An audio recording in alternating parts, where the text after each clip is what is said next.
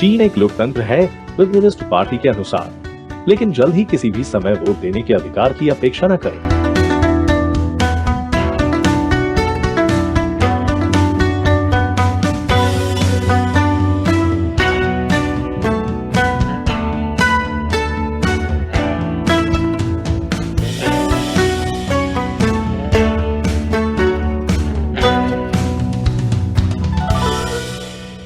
China uncensored में आपका स्वागत है। मैं क्रिस चैपल हूं। क्या आप जानते हैं कि चीन एक लोकतंत्र है? यह सिर्फ लोकतंत्र नहीं है, यह सबसे अच्छा लोकतंत्र है। यदि आप चाइना अनसेंसर्ड के नियमित दर्शक हैं, तो आप सोच रहे होंगे, रुको, क्या? क्योंकि आप जानते हैं कि चीन एक सत्तावादी एक दलीय राज्य है, लेकिन आप यह नहीं जानते कि चीन के सत्तावादी एक दलीय राज्य में दुनिया का सबसे अच्छा लोकतंत्र है। यह चीनी राष्ट्रपति शी जिनपिंग द्वारा हाल ही में दिए गए एक भाषण के अनुसार है, जिसमें उन्होंने चीन की राजनीतिक व्यवस्था को लोकतांत्रिक और बस चारों ओर प्रफुल्लित बताया। बस एक अनुस्मारक की शी एक ऐसे व्यक्ति हैं जो वास्तव में निर्वाचित हुए बिना खुद को राष्ट्रपति कहते हैं। यदि आप इससे भ्रमित हैं, ऐसा इसलिए है क्योंकि आप नियमित प्रकार के लोकतंत्र के बारे में सोच रहे हैं, जिसे सरकार का एक रूप जिसमें लोग मतदान करके नेता चुनते हैं के रूप में परिभाषित किया गया है। लेकिन चीन एक नियमित लोकतंत्र की तरह नहीं है। यह एक अच्छा लोकतंत्र है, और एक शांत लोकतंत्र में आपको वोट देने की जरूरत नहीं है। नहीं, गंभीरता से, आपको वोट करने की आवश्यकता नहीं है। तो एक अच्छा लोकतंत्र क्या है? मुझे खुशी है कि आपने पूछा। यह चीनी विशेषताओं के साथ समाजवादी सलाहकार लोकतंत्र के अनुरूप एक पूरी प्रक्रिया वाला लोकतंत्र है। पता नहीं इसका क्या मतलब है, न ही कोई और। यही कारण है कि शी जिनपिंग द्वारा पूरी प्रक्रिया लोकतंत्र के बारे में भाषण देने के बाद चीनी राज्य द्वारा संचालित मीडिया को इसे समझाने वाले लेखों का एक समूह चलाना पड़ा। पर पूरा क्रिया वाले लोगों के लोकतंत्र का क्या अर्थ है? आप देखते हैं, पूरी प्रक्रिया लोकतंत्र का एक रूप है जो चीनी विशेषताओं के साथ समाजवाद के विकास के लिए उभरा है और चीनी विशेषताओं के साथ समाजवाद के साथ विकसित हो रहा है। क्या आप अभी भी भ्रमित हैं? ऐसा इसलिए है क्योंकि आप एक पश्चिमी पर्यवेक्षक हैं जो लोकतंत्र को सिर्फ रूढ़िबद्ध कर रहे हैं। यार, आप लोकतंत्र को नए नजरिए से नहीं समझ सकते, लेकिन मैं इसे समझता हूं। आप देखिए, पूरी प्रक्रिया लोकतंत्र लोगों के बारे में है।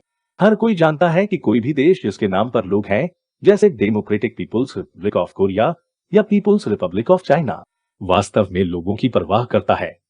उनके नाम पर है। जैसा कि चीनी राज्य द्वारा संचालित मीडिया कहता है, चीनी कम्युनिस्ट पार्टी की स्थापना लोगों के लिए खुशी का पीछा करने के मिशन के साथ की गई थी और पिछले 100 वर्षों में अपने मूल मिशन पर खरी उतरी है और लोगों को देश के राजनीतिक एजेंडे में उच्च स्थान पर रखा है। और इस बात के प्रमाण के रूप में कि पार्टी कितनी परवाह करती है, चीन जिस लोकतंत्र का प्रयोग कर रहा है, वह न केवल सभी लोगों की सेवा करने के लिए बनाया गया है, बल्कि यह भी है जो लोगों के जीवन में पूरी प्रक्रिया में मौजूद है। हाँ, चीन में लोगों के जीवन में हर जगह लोकतंत्र है। यह हमेशा के लिए है।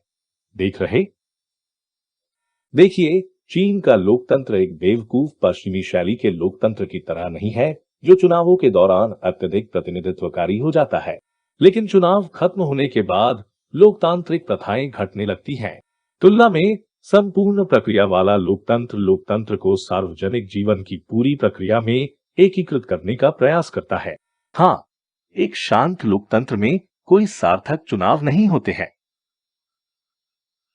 पास लोकतंत्र है तो आपको चुनाव की जरूरत नहीं है।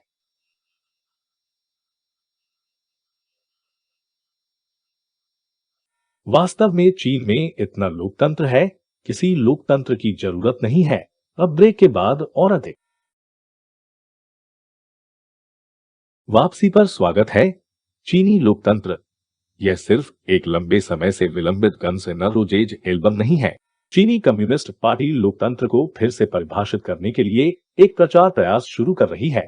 इसका एक बड़ा हिस्सा पश्चिमी उदार लोकतंत्रों और उनके प्रत्यक्ष चुनावों की आलोचना कर रहा है। वर्षों से चीनी कम्युनिस्ट पार्टी ने चुनाव कराने का नाटक किया है। चीन की चुनावी प्रणाली के बारे में एक संपूर्ण विकिपीडिया लेख है। मेरा मतलब है, देखो, अध्यक्ष माओ मतदान कर रहे हैं, वह कितना लोकतांत्रिक है? क्या मैं सही हूँ? चीन में सरकार या पार्टी के अधिकारियों के लिए सीधे चुनाव नहीं होते हैं, लेकिन चीन में कुछ स्थानीय ग्राम समितियों और कुछ स्थानीय लोगों के सम्मेलनों के लिए चुनाव होते हैं। यह माना जाता है कि यह कैसे काम करता है कि लोग स्थानीय लोगों की कांग्रेस को वोट देते हैं, फिर स्थानीय लोगों के कांग्रेस के सदस्य क्षेत्रीय लोगों के कांग्रेस के लिए मतदान करते हैं। प्रत्येक People's Congress National People's Congress या एनपीसी तक अगले स्तर के लिए वोट करती है। लेकिन यह वास्तव में कैसे काम करता है? चीनी कम्युनिस्ट पार्टी की समितियां प्रत्येक स्तर पर लोगों को चुनती है जिन्हें प्रत्येक स्तर पर कांग्रेस के लिए चलाने की अनुमति है। इसलिए यदि सभी उम्मीदवार पूर्व चयनित हैं, तो मतदान लगभग अर्थहीन हो जाता है और चुनाव में धांधली हुई है। इसका एक आदर्श उदाहरण यह है कि कैसे एनपीसी चीन के राष्ट्रपति को चुनाव करता है, लेकिन राष्ट्रपति को वास्तव में चीनी कम्युनिस्ट पार्टी द्वारा महीनों पहले चुना जाता है, क्योंकि वे पार्टी के प्रमुख को चुनते हैं, जो तब हमेशा अध्यक्ष बनता है, जो 2013 में इस तरह की प्रफुल्लित करने वाली चीजों की ओर जाता है, जब एक व्यक्ति ने राष्ट्रपति के लिए शी जिनपिंग के लिए मतदान किया और एक व्यक्ति ने उनके खिलाफ मतदान किया। वह एक असहमतिपूर्ण आवाज सिर्फ आपको दिखाने के लिए है। चुनाव में पूरी तरह से धांधली नहीं हुई थी, लेकिन चूंकि अधिकांश लोग ये नहीं जानते कि चीन की प्रणाली कैसे काम करती है, इसलिए आपको शी जिनपिंग के निर्वाचित या पुनः निर्वाचित राष्ट्रपति होने के बारे में भ्रामक सुर्खियां मिलती हैं। यह चीन को एक लोकतंत्र की तरह आवाज देता है ना? यहाँ क्या होता है जब लोग कम्युनिस्ट पार्टी के समर्थन के बिना वास्तव में चीन में स्थानीय चुनावों के लिए दौड़ने की कोशिश करते हैं? 2011 में प्रतिष्ठित बीजिंग फॉरेन स्टडीज यूनिवर्सिटी में पत्रकारिता के प्रोफेसर कियाओ म्यू ने अपने पड़ोस पीपुल्स कांग्रेस के लिए दौड़ने की कोशिश की। कियाओ कम्युनिस्ट पार्टी के सदस्य थे, लेकिन पार्टी ने उन्हें चलाने के लिए समर्थन नहीं दिया था। इसके बजाय उन्होंने एक स्वतंत्र उम्मीदवार के रूप में दौड़ने की कोशिश की, जिसे चीनी कानून के अनुसार अनुमति है। उनके प्रस्ताव सख्ती से गैर राजनीतिक थे, जैसे कि एक बदबूदार कचरा संग्रहण स्थल को स्थानांतरित करना, लेकिन उनके विभाग के पार्टी नेता ने उन्हें यह कहते हुए वापस लेने का आग्रह किया। आपना लोकतंत्र के बारे में जो कहा है उससे अधिकारियों को बहुत गुस्सा आया है। आप देखिए, कियाओ के साथ समस्या यह है कि वह लोकतंत्र में विश्वास करता है और ऐसा कहता है जोर से, आपके पास चुनाव में ऐसा कोई नहीं हो सकता है। कियाओ ने मतपत्र पर हस्ताक्षर करने के लिए आवश्यक हस्ताक्षरों की संख्या का 50 गुना एकत्र किया, लेकिन उनके विश्वविद्यालय ने कहा कि विश्वविद्यालय के 2 अधिकारियों ने और भी अधिक हस्ताक्षर प्राप्त किए हैं, इसलिए मतपत्र पर केवल वे ही नाम होंगे। फिर कियाओ ने राइट इन कैंपेन शुरू करने की कोशिश की, लेकिन उनके छात्र स्वयंसेवकों ने छोड़ना शुरू कर दिया। कुछ लोगों ने कहा कि स्कूल के अधिकारियों ने उनके माता पिता को फोन करके चेतावनी दी थी कि उनके बच्चे अवैध गतिविधियों में लिप्त हैं। वोट से पहले अंतिम सप्ताह में क्योंकि टेलीफोन कॉल की निगरानी की गई और 2 सुरक्षा अधिकारियों ने उसका पीछा किया। ईमेल को छोड़कर उनके इंटरनेट उपकरण अक्षम कर दिए गए थे। फिर यह सब एक प्रोफेसर को पड़ोस के पीपुल्स कांग्रेस चुनाव में चलने से रोकने के लिए था। कभी कभी मुझे लगता है कि कम्युनिस्ट चीन काफका की तरह है और ऑरवेल का एक बच्चा था, वास्तव में परेशान करने वाला बच्चा। कहने की जरूरत नहीं है कि कियाओ म्यू ने अपना चुनाव नहीं जीता। फिर 2014 में कियाओ को उनके विश्वविद्यालय में पढ़ाने पर प्रतिबंध लगा दिया गया था और 3 साल बाद वह चीन से अमेरिका चले गए। चीनी कानून का उपयोग करके चुनाव में भाग लेने की कोशिश करके कियाओ ने चीन की चुनावी प्रणाली को झूठ के रूप में उजागर किया। लेकिन चीन के नए संपूर्ण प्रक्रिया लोकतंत्र प्रचार के बारे में जो शानदार है, वह यह है कि आपको चुनावों की भी आवश्यकता नहीं है, क्योंकि याद रखें, चुनाव सच्चा लोकतंत्र नहीं है। यह पहली बार नहीं है जब चीनी कम्युनिस्ट पार्टी ने लोकतंत्र की परिभाषा बदलने की कोशिश की है। अध्यक्ष माओ ने पहले किया। ब्रेक के बाद मैं आपको और बताऊंगा। वापसी पर स्वागत है। आपको जानकर हैरानी होगी कि माओ त्से तुंग लोकतंत्र के बहुत बड़े प्रशंसक थे, या यूं कहें कि वह लोगों की लोकतांत्रिक तानाशाही के प्रशंसक थे। उन्होंने 1949 में कम्युनिस्ट पार्टी की रक्षा के लिए इस बारे में भाषण दिया था। माओ ने कहा कि चीन में लोगों के 2 समूह हैं, लोग और प्रतिक्रियावादी। माओ के अनुसार लोकतंत्र का अभ्यास लोगों के रैंकों के भीतर किया जाता है, जो भाषण, सभा, संघ आदि की स्वतंत्रता के अधिकारों का आनंद लेते हैं। वोट देने का अधिकार केवल लोगों को है, प्रतिक्रियावादियों को नहीं। तो लोगों के 2 समूहों, एक समूह को सभी अधिकार मिलते हैं और दूसरे समूह को कोई अधिकार नहीं मिलता है। यह हाई स्कूल की तरह ही है। इन 2 पहलुओं का संयोजन लोगों के लिए लोकतंत्र और प्रतिक्रियावादियों पर तानाशाही, लोगों की लोकतांत्रिक तानाशाही है। जैसा मैंने कहा, काफका और ऑरवेल का एक बच्चा था, लेकिन जब माओ पूरी तानाशाही की बात के बारे में आकर्षक रूप से कुन थे, वर्षों से चीनी कम्युनिस्ट पार्टी ने महसूस किया कि खुद को एक तानाशाही कहने से किसी कारण से एक बुरा प्रभाव पड़ता है और वे एक समाधान लेकर आए, तानाशाही बंद करो। मजाक था। वे एक बेहतर समाधान के साथ आए, एक तानाशाही बने रहना, लेकिन बाकी दुनिया से इसके बारे में झूठ बोलना। कुछ सुंदर भाषा का प्रयोग। तो शी जिनपिंग कहते हैं, लोकतंत्र मानवता का एक साझा मूल्य, एक प्रमुख सिद्धांत है जिसे चीन की कम्युनिस्ट पार्टी और चीनी लोगों द्वारा दृढ़ता से कायम रखा गया है। हे, ये बहुत अच्छा लगता है, साझा मान और लोकतंत्र। सिवाय जब शी जिनपिंग लोकतंत्र कहते हैं तो उनका मतलब है लोकतंत्र नहीं। लेकिन अगर उन्हें उस झूठ के साथ चलने के लिए पर्याप्त प्रभावशाली लोग और अंतर्राष्ट्रीय संगठन मिल सकते हैं तो वे सफल हुए हैं। क्योंकि कौन कहे कि कोई देश लोकतांत्रिक है या नहीं? जाहिर तौर पर इसके अपने लोग हैं और लोगों से शी का मतलब पार्टी है। सत्तारूढ़ कम्युनिस्ट पार्टी को यह कहना पड़ता है कि क्या चीन एक लोकतंत्र है? वास्तव में पार्टी वास्तव में तब सफल होगी जब वे लोगों को यह विश्वास दिला सके कि चीन का पूरी प्रक्रिया वाला लोकतंत्र पश्चिमी लोकतंत्र से बेहतर है। वे वर्तमान में कौन सा तर्क देने की कोशिश कर रहे हैं?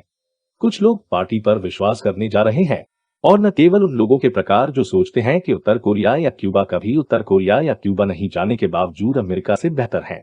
मैं माइकल ब्लूमबर्ग जैसे लोगों के बारे में बात कर रहा हूं जिन्होंने राष्ट्रपति पद के लिए दौड़ते हुए कहा था कि शी जिनपिंग तानाशाह नहीं है, क्योंकि उनके पास एक निर्वाचन क्षेत्र है जिसे उन्हें सुनना है। यह तर्क देने से बहुत दूर नहीं है कि चीन एक लोकतंत्र है, अमेरिका से सिर्फ एक अलग तरह का लोकतंत्र है। मुझे उम्मीद है कि वॉल स्ट्रीट के कुछ सीईओ अब किसी भी दिन यह कहते हुए सुनेंगे। और अब मेरे लिए एक ऐसे प्रशंसक के प्रश्न का उत्तर देने का समय आ गया है जो क्राउड फंडिंग वेबसाइटों पेट्रो और लोकल्स पर चाइना अनसेंसर्ड का समर्थन करता है। गुरकन फेनिकल पूछता है,